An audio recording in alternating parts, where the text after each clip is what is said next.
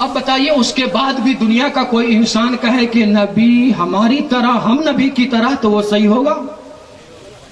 اب ذرا یہاں پر یہ دیکھیے، جب نبی پیدا ہوئے سیدہ خود بیان کرتی ہے ایک ایسا نور ظاہر ہوا جس نور کی روشنی میں نے شام کے محلات کو بھی دیکھ لیا تھا، کہاں مکہ کہاں شام کے محلات، لیکن روشنی چمکی اور سیدہ آمنہ نے اسی نور مصطفیٰ کی روشنی تقسیم کی مٹھائیاں۔ ہم تکلیف تمہیں ہو گئی، پیسہ ہمارا جا رہا، درد تمہیں ہو رہا ہے، ہمارے ہمدرد بن رہے ہو مودی کی طرح، مسئلہ طلاق کو اٹھا کر بلا وجہ بحث کر رہا ہے اور عورتوں کے معاملات کو الجھا کر کے اور مسلم عورتوں کے ساتھ ہمدردی دکھا رہا ہے۔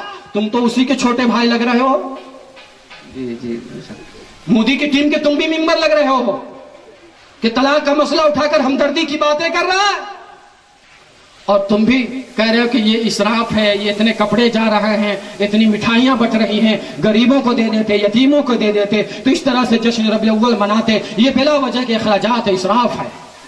کیا اس کے لیے ایک دلیل آپ سنیں گے؟ ایک دلیل سنا دوں؟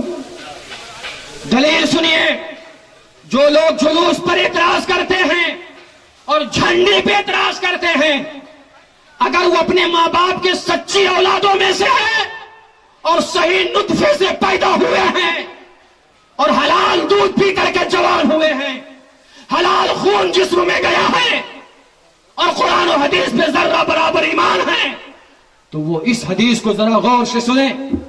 کتاب مسلم شریف ہے، حدیث کی کتابوں میں بخاری شریف کے بعد مسلم شریف عظیم ترین حدیث کی کتاب ہے، جسے بریلوی بھی مانتے ہیں، دوسرے فرقے کے لوگ بھی مانتے ہیں، پڑھتے اور پڑھاتے ہیں۔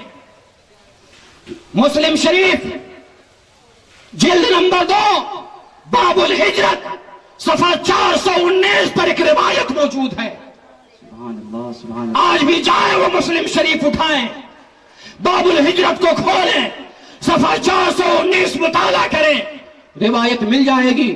روایت موجود یہ ہے کہ جب سرکار دو عالم صلی اللہ تعالی علیہ وسلم مکہ المکرمہ سے ہجرت کر کے مدینہ المنورہ تشریف لا رہے تھے، روایت کے الفاظ یہ ہیں فَصَعِدَ الرِّجَالُ وَالنِّسَاءُ فَوْقَ الْبُيُوتِ تَفَرَّقَ الْغِلْمَانُ وَالْخُدَّامُ فِي الطَّرِيقِ وَيَنَادُونَ يَا مُحَمَّدْ يَا رسول اللہ صلی اللہ علیہ وسلم۔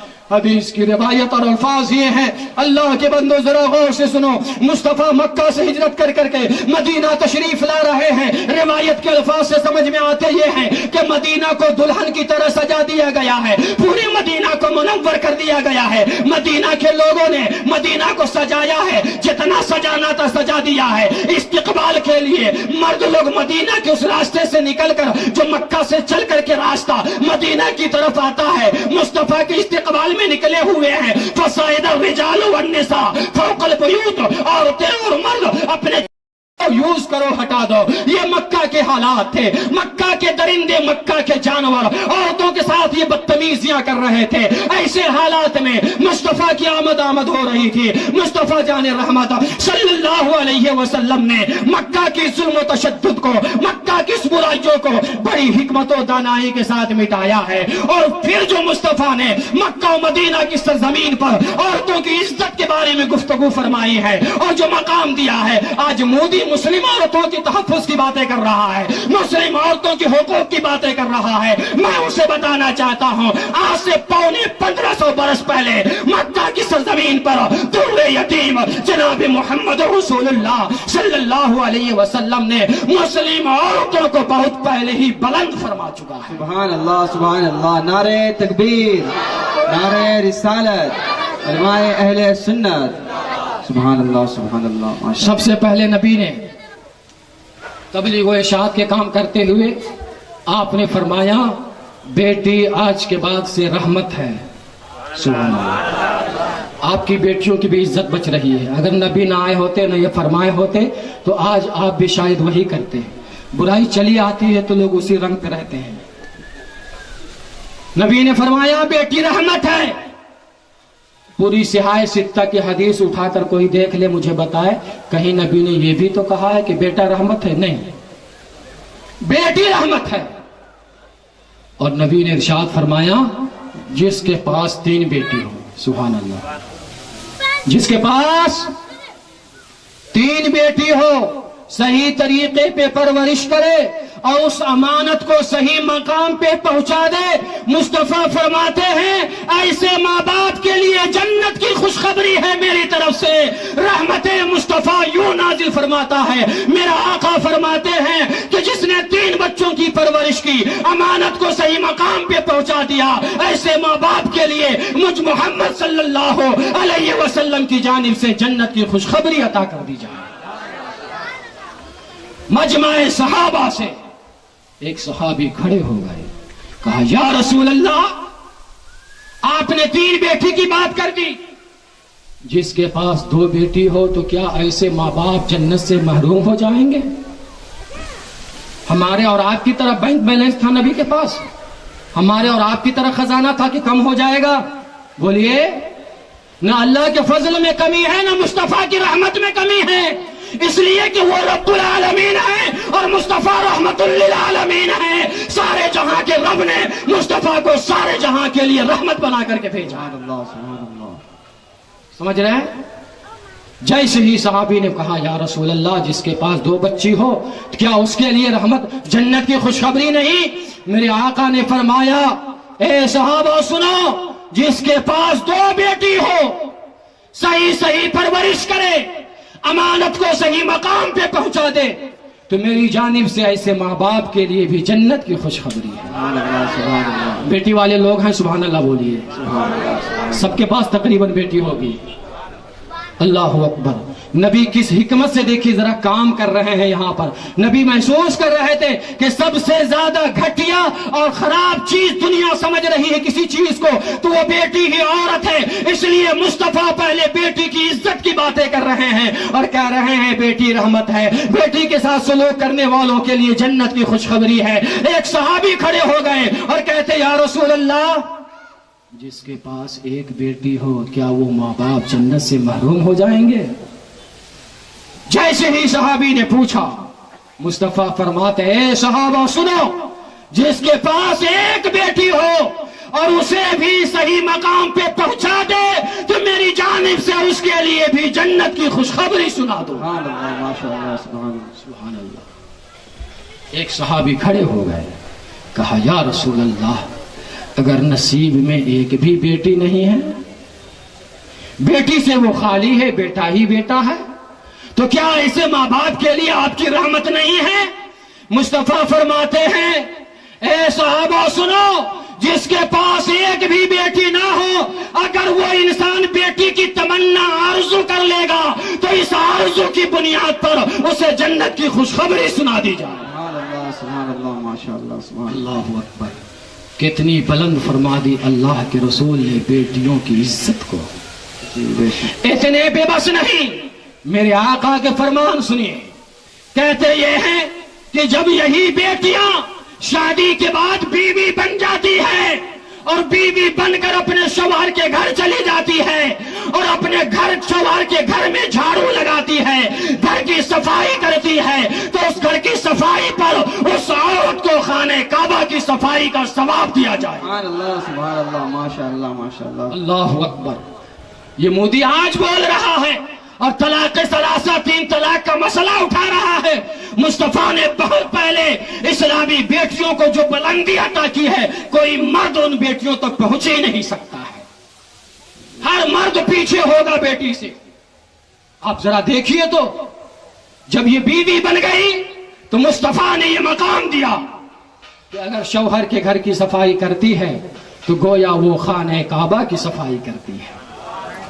اور جب بیوی بن گئی اور اللہ تعالیٰ نے اولاد کی نعمت سے اس بیوی کو سرفراز فرما دیا تو اب وہ بیٹی سے بیوی، بیوی سے ماں بن گئی اور ماں کے تعلق سے مصطفیٰ فرماتے ہیں ماں کے قدموں تلے جنت ہے. نعرہ تکبیر، نعرہ رسالت، مفتی رحمت اللہ صاحب قبلہ. سبحان اللہ ماشاءاللہ. ہے کوئی باپ، ہے کوئی مرد جس کے قدم کے نیچے جنت؟ یہ صرف عورتوں کا مقام ہے. جس کے قدم کے نیچے کیا ہے؟ جنت ہے. مصطفیٰ نے کہاں سے اٹھایا؟ کس مقام تک پہنچایا ہے.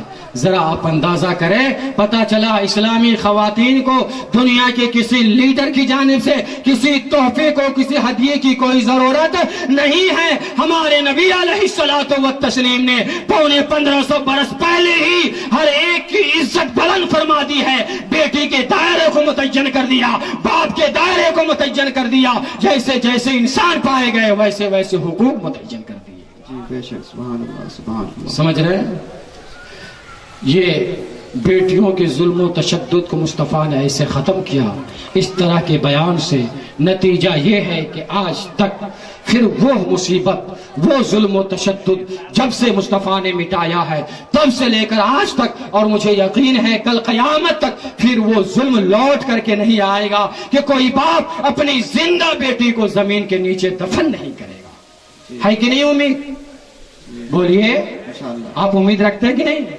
انشاءاللہ العزیز. اللہ کے رسول علیہ الصلوۃ والتسلیم اسی مقصد عظما کے تحت جس کے لیے اللہ نے ہر پیغمبر کو بھیجا کہ دنیا کو ہدایت دی جائے, دنیا کو لوگوں کو صحیح راستے بتائے جائے, آخری پیغمبر کی شکل میں بطن آمنہ سے عبداللہ کے نور نظر عبد المطلب کی جگر گوشہ تشریف لے آتے ہیں جناب محمد رسول اللہ صلی اللہ علیہ وسلم, اور اسی عظیم مقصد میں مصروف ہو جا رہے ہیں عالم جوانی میں.